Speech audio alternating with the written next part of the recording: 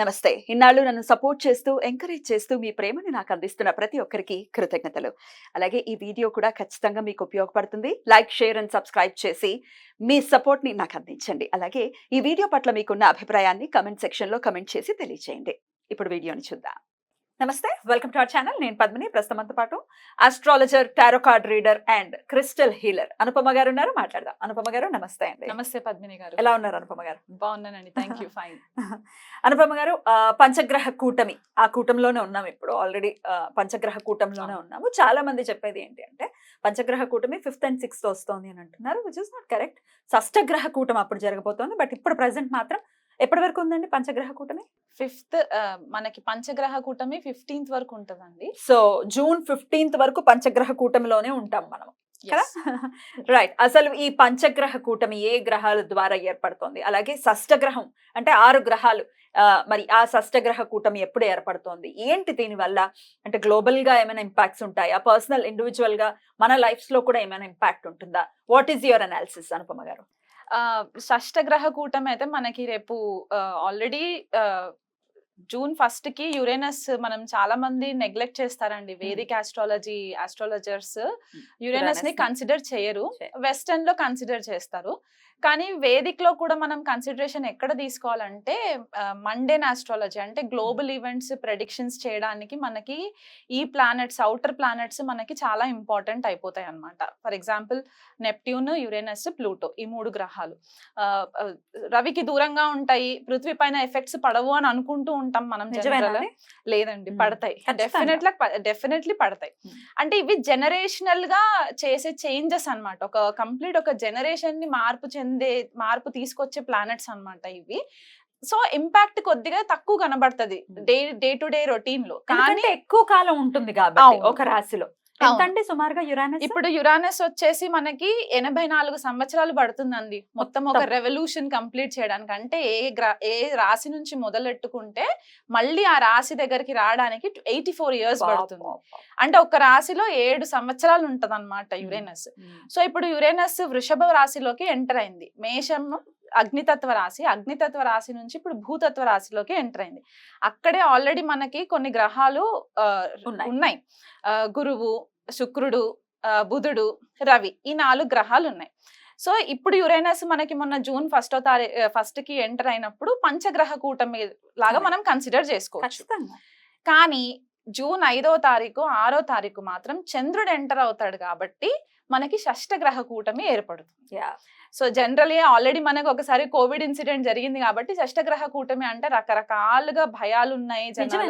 అదే కోవిడ్ రావడం, లాక్డౌన్ రావడం, అట్లాంటి సిచ్యువేషన్స్ ఉండవు. ఎందుకంటే ఇక్కడ మనకి ఆ వాయుతత్వం ఎక్కడ కనిపించట్లేదు. అంటే బ్రీదింగ్ ఇష్యూస్ కి, వైరస్ స్ప్రెడ్ అవ్వడానికి అట్లాంటి ఇష్యూస్ కనబడట్లేదు. కానీ యురేనస్ అనే ఈ గ్రహం ఏంటి అంటే బేసికలీ మనకి కొద్దిపాటిగా హయ్యర్ వర్షన్ ఆఫ్ బుధుడు అని చెప్పుకోవచ్చు అనమాట.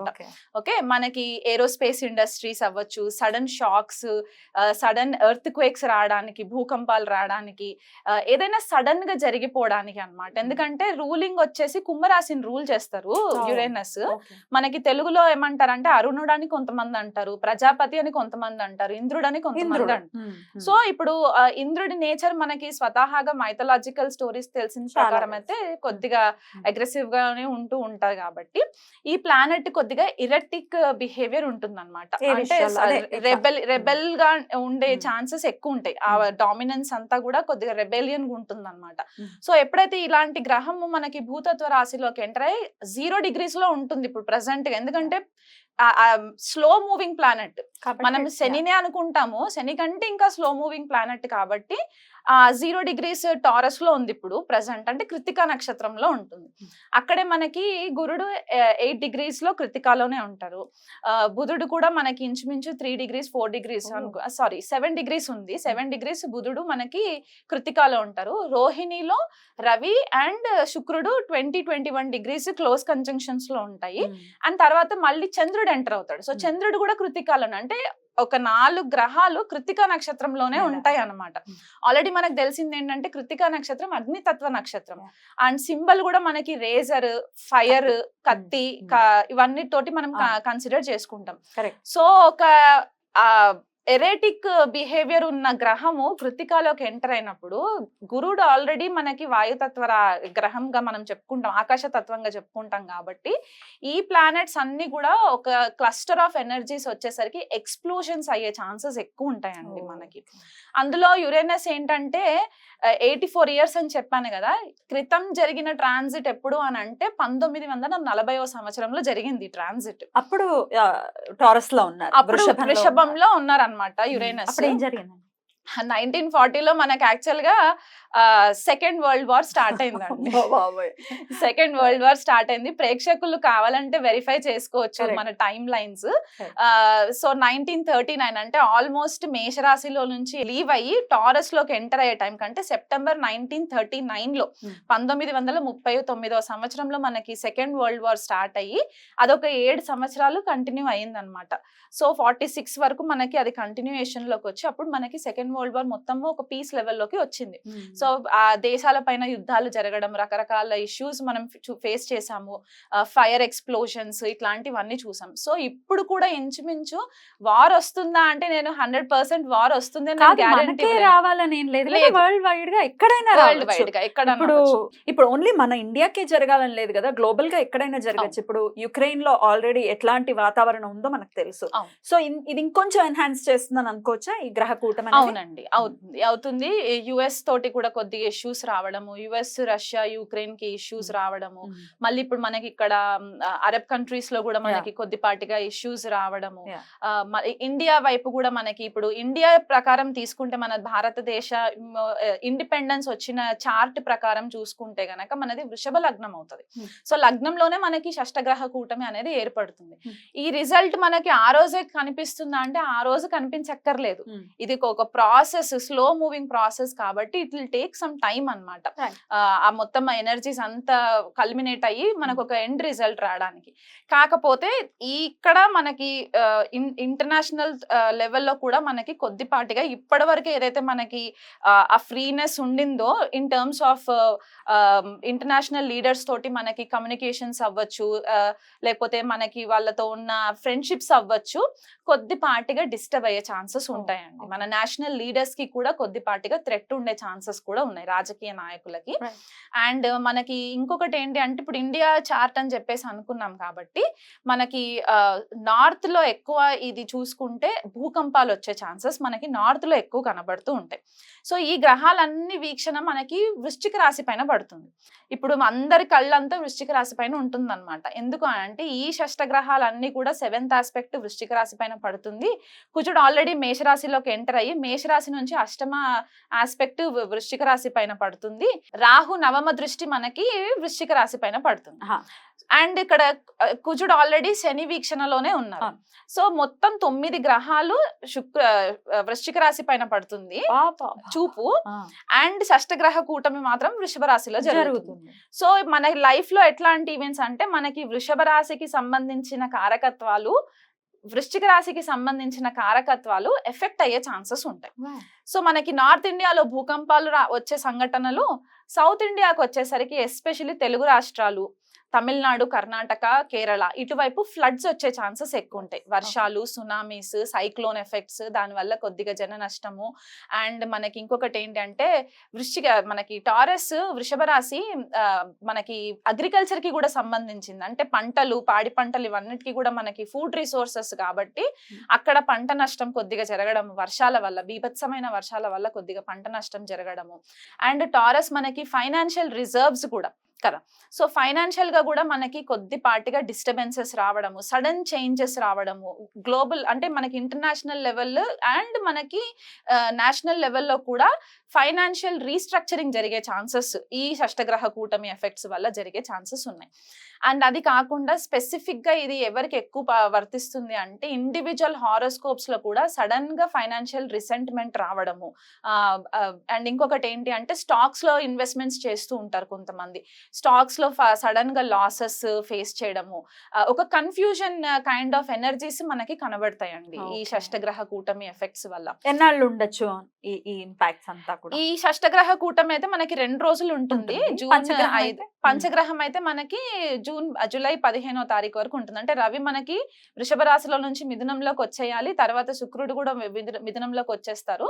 అప్పుడు బుధుడు కూడా వచ్చేస్తాడు కాబట్టి ఇంకా లాస్ట్ మిగిలిన గ్రహాలు ఏంటి అంటే గురుడు అండ్ యురేనస్ 2 కలిసి ఉంటాయి కాబట్టి ఇది మనకి long lasting effect. Next year కి మనకి కొద్దిపాటిగా డిస్టర్బెన్సెస్ ఇంకెక్కువ విట్నెస్ చేయడానికి ఉంటదండి.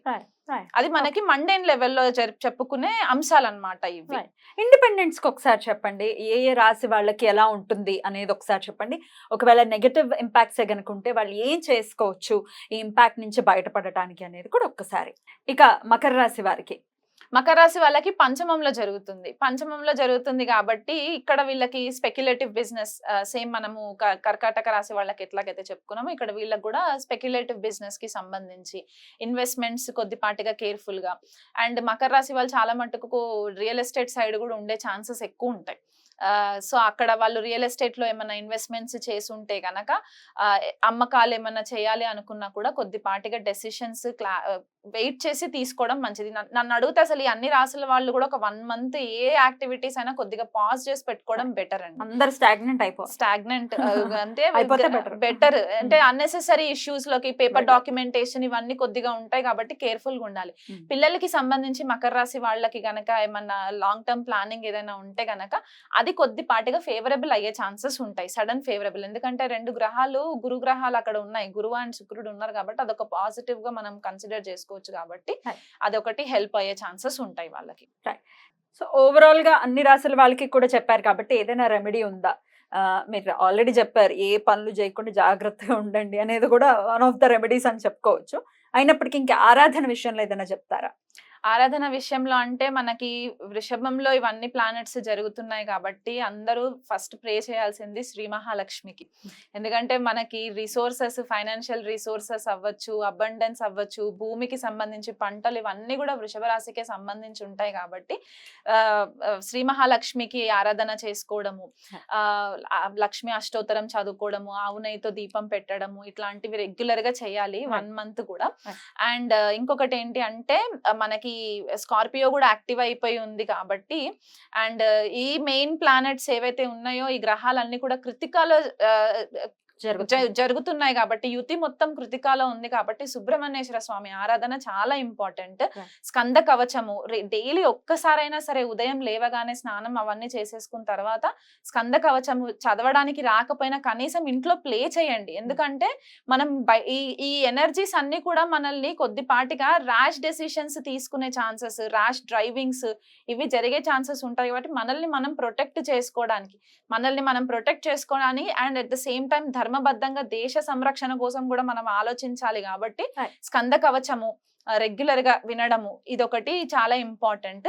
వీలు కుదిరితే సుబ్రహ్మణ్యేశ్వర స్వామికి అర్చన అభిషేకాలు చేసుకోవచ్చు. రైట్ అండి, చాలా బ్యూటిఫుల్ గా ఎక్స్ప్లెయిన్ చేశారు. డెఫినెట్లీ, ఎందుకంటే యురేనస్ ని కన్సిడర్ చేస్తూ గనుక ఒకవేళ ప్రిడిక్షన్ ఇస్తే ఎంత అక్యురేట్ గా ప్రిడిక్షన్ వస్తుంది అనేది చెప్పటం అనేది ఎవరికి వారు దాన్ని చూడాల్సిందే కదా. చాలా మంది కన్సిడర్ చెయ్యరు కానీ ఇంత మేజర్ రోల్ ని ప్లే చేస్తారు. యురేనస్ అవ్వచ్చు, నెప్ట్యూన్ అవ్వచ్చు, డెఫినెట్ గా రోల్ ని ప్లే చేస్తారు. మీరు కూడా మీ ప్రిడిక్షన్ లో మీరు చూస్తారా? చూస్తానండి, డెఫినెట్లీ చూస్తాను. అంటే మనకి యురేనస్ ఆస్ట్రాలజీకి చాలా ఇంపార్టెంట్ ప్లానెట్ అన్నమాట, జ్యోతిష్య విద్యకి అండ్ ఏరోస్పేస్ ఇండస్ట్రీకి కూడా చాలా ఇంపార్టెంట్. ఎందుకంటే కుంభరాశిలో రూల్ చేసినా సరే శతభిష నక్షత్రం మనకి యురేనస్ కి కన్సిడర్ చేస్తారు బేసికల్ గా. అండ్ మనకి ఇక్కడ వృశ్చిక రాశిలో ఉచ్చ పొందుతారు అండ్ వృషభంలో నీచబడతారు.